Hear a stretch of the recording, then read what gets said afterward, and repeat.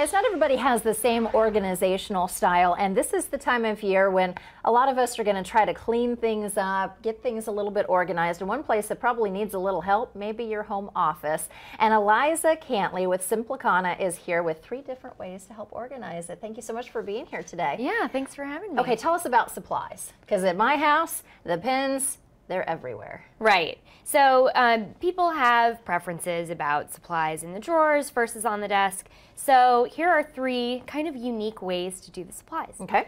The first way is here we've got a shoebox, and in the shoebox is actually toilet paper rolls reused, so you can stick your different pens in. You got your Sharpies in one and your highlighters in one. I love that idea, and it's dirt cheap, doesn't cost a thing.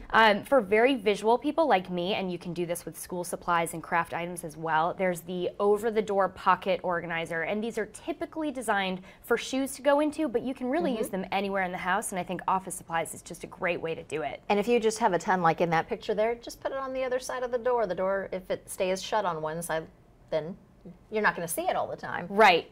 So out of sight, out of mind. Now this one is a rotating spice rack that this person has repurposed to put their office supplies into, and I just think that's so cute on the desk. You can just kind of flip it around. Okay, what about files and papers? Okay, so what we typically see is people open the drawer and there are the files, but that system doesn't work for everybody. A lot of people like to have their files out and look at them. I personally am paperless. This is a little screenshot of my Google Drive here. You know, the only papers I own are the things I really can't get rid of, like my passport and my car title. So let me ask you this, if you get a bill and you want to keep the bill, do you just scan it in your computer and you pop it right in there? Well, first I go paperless, so I don't even get it in the mail to scan it. But if it is something I have to get in the mail, I will always scan it. Okay, and binders?